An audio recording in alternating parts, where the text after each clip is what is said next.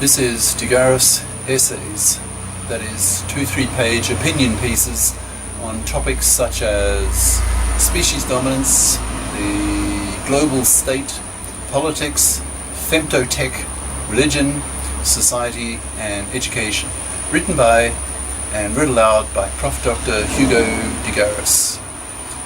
This is essay number 14, entitled "The Intellect War: Should Massively Intelligent Machines Replace Human Beings as the Dominant Species in the Next Few Decades?" By Prof. Dr. Hugo de GARIS. Email profhugodegaris@yahoo.com. Website profhugodegaris.wordpress.com. Species dominance. The issue of species dominance will dictate our global politics this century. Given the rate at which technologies are developing that enable intellects, that's artificial intellects, it's likely that humanity will be able to build intellects with mental capacities that are literally trillions of times above the human level. Humanity will then have to choose whether to become the number 2 species on the planet or not. The AI gold mine. In the coming few decades, the rise of artificial intelligence will be a veritable gold mine for humankind. I predict that by the year 2030, one of the world's biggest industries will be artificial brains used to control home robots that will be generally intelligent and useful. Millions, if not billions of people will be prepared to spend more money on a household robot than on a car. It's my personal ambition in the next 5 to 10 years to persuade the federal government in China, where I was directing the building of China's first artificial brain, to create a CABA, Chinese Artificial Brain Administration, similar in scope to America's NASA, consisting of thousands of scientists and engineers to build artificial brains for the Chinese home robot industry and other applications. I suggest that the US do something similar. NABA, N-A-B-A, ad-libbing now. What actually happened was the absolute opposite. I was trying to persuade the president of my university to make the city we both live in, Xiamen, the China capital for artificial brain research and development, the Artificial Brain Center for China. But I said to him, sort of like an offhand comment almost, that it would be difficult attracting Western researchers and professors to come work here because they know about the negative side of Chinese politics, about the fact that Mao Zedong killed about 80 million Chinese, that there are over 1,000 Laogai concentration camps in China with 3 to 5 million political prisoners, that Chinese government censors the internet, and so on and so on. And he emails back saying I've broken the law. And then a couple of months later my contract's not renewed and I'm blacklisted from ever getting a job as a professor in a Chinese government-run university again. So it went completely the other way. So fuck China, and a year or so from now, now being mid-2017, I will leave China and take up a generous offer from my sister to live in an apartment that she will buy, 1-bedroom apartment, and I will not have to pay rent for it. Very nice. And I will continue being a global educator, making YouTube lecture videos, lecture courses in PhD level pure math and math physics for the world, and putting up links to full text documents from Google in making electronic libraries. Okay, back to the essay. Moore's law and neuroscience, so electronic neuroscience. Moore's law states that the number of transistors on a chip doubles every 18 months. This trend has been valid for over 40 years and is likely to continue past 2020, by which time we'll be able to place 1 bit of information on a single atom. These atom bits will be able to switch their state, a 0 or 1, in femtoseconds, which are quadrillionths, 10 to the minus 15, of a second. There are a trillion, 10 to the power 24 atoms in a handheld object, such as an apple. So potentially, the information processing capacity of such an object would be about 10 to the power 40 bits per second. compare this number with the estimated equivalent of the human brain, which is about 10 to the power 16 bits per second, or a trillion times smaller, you begin to see why I believe that the rise of the intellect, a godlike intelligent machine, will be so disruptive later this century. Living with AI. You may object that a massive bit processing rate is only a necessary but not sufficient condition for generating hyper-intelligence. Agreed. What is also needed is the appropriate human brain-like neural circuitry, but this is coming too. Nanotechnology, or molecular scale engineering, is increasingly supplying the tools to decipher the secrets of human brain function. Today, thanks to such work as Henry Markram's in Switzerland, every neural connection is known in a single cortical column of a rat brain's cortex.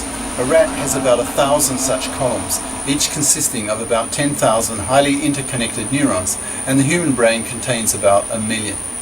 This detailed connectivity knowledge has been put into supercomputers so that computer-savvy neuroscientists can perform experiments in a computer, that is, conduct electronic neuroscience. So a supercomputer will be able to perform the same functions as a rat's cortical column, but 1 million times faster at electronic speeds compared to the rat's chemical speeds. Following Moore's law, the whole rat brain will be thus simulated within a decade, and the human brain a decade or two later. The species dominance debate. So in about a decade, there'll be a thriving artificial brain industry, and nearly everyone will have a home robot, which will be upgraded every 2 or 3 years. Each new home robot generation will be smarter and more useful than the previous generation, so that as the gap between the human intelligence level and the artificial intelligence level gets smaller every year, the species dominance debate will heat up. Millions of people will be asking such questions as, can the machines become smarter than humans? Is that a good thing? Should there be a legislated upper limit to machine intelligence? Can the rise of machine intelligence be stopped? What if China's soldier robots are smarter than America's soldier robots? And so on and so forth. Considering all this, I predict that humanity will split into 3 major philosophical, ideological, political groups, which I label as follows. The cosmists, based on the word cosmos, in other words the universe, will be in favour of building these godlike machines, the intellects, who would be immortal, think 1 million times faster than humans, have unlimited memory, go anywhere, do anything and take any shape. The cosmists would take a quasi-religious view that they are God builders. Privately, I'm a cosmist, but publicly I have mixed feelings about the rise of the intellect. The Terrans, based on the word terra, not terror, terra, meaning the earth, will be opposed to the construction of intellects, fearing that in a highly advanced form the intellects may decide to wipe us out. To ensure that the probability that this might happen is 0, the Terrans will insist that the intellects are never built in the first place. But this strategy runs utterly contrary to what the cosmists want. The Terrans will be prepared to go to war against the cosmists to ensure the survival of the human species. The cyborgists, based on the word cyborg, meaning cybernetic organism, that is part machine, part human, will want to become intellect gods themselves by adding intellectual components to their own brains, thus avoiding the bitter conflict between the cosmists and the Terrans. The intellect war and gigadeath. I differ sharply with well-known futurist Ray Kurzweil on his over-optimistic prediction that the rise of the intellect this century will be a positive development for humanity. I think it will be a catastrophe. I see a war coming, the intellect war, not between the intellects and human beings, as in the movie Terminator, but between the Terrans on one side and the cosmos/cyborgists on the other. This will be the worst, most passionate extermination war that humanity has ever known, because the stakes, the survival of our species, have never been so high. Given the period in which this war will occur, the middle-late 21st century, with later 21st century weapons, the scale of the killing will not be in the millions as in the 20th century, the bloodiest in history, with 200 to 300 million people killed in wars, purges, holocausts and genocides, but in the billions. There will be giga-death. The Terrans will first strike, Imagine a world in which the cyborgs become increasingly prevalent. A young mother who has just given birth may choose to add a grain of artellectual sand to her newly born baby's brain, converting it into an artelect. There is so much computing capacity in that grain of sand that she has effectively killed her baby. It's no longer human, but an artelect in human disguise. Imagine older parents watching their adult children becoming cyborgs so that their children are no longer human. The parents will feel they have lost them. The rise of the artelects and the cyborgs will be profoundly disruptive to human culture, creating deep alienation and hatred. Kurzweil claims that if ever a war occurred between the Terrans and the other groups, it would be a quick, no-contest battle. The vastly superior intelligence of the Artelect group would quickly overcome the Terrans. Therefore, I claim that the Terrans will have to first strike while they can, during their window of opportunity, when they have comparable intelligence levels. If they wait too long, then Kurzweil's dismissive view may become valid. The Cosmos/Terran split. I give regular talks on the rise of the Artelect and invite my audiences to vote on whether they are sympathetic more to the Cosmos view or to the Terran view. The results are always split about evenly. Individuals are torn between the awe of building Artelect gods and the horror of the prospect of a giga-death war. The evenness of this split bodes even more negatively for the future. Questionnaires. This past year, I've been handing out questionnaires on the issue of species dominance. The first one was given to a group of electronic engineers in Melbourne, Australia. 60% of them thought that an Artelect war is coming.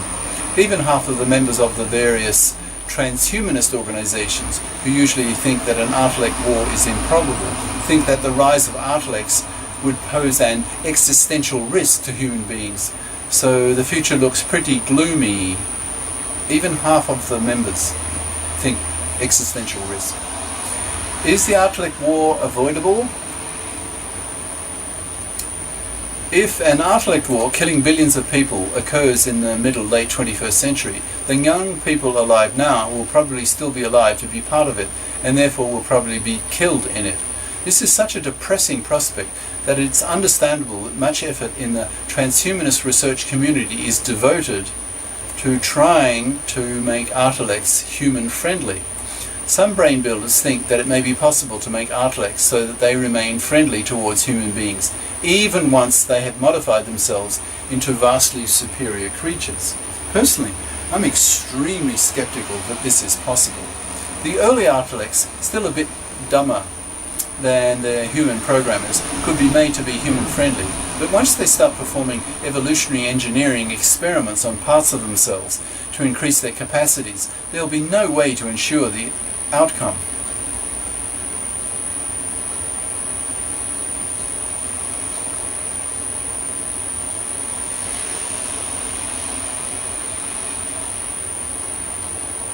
It is virtually certain that advanced Artelects will have attitudes towards human beings that will be totally alien to us. Humans will not be able to predict these attitudes. Hence, there would always be a risk that the Artelects could turn out to be very human-unfriendly.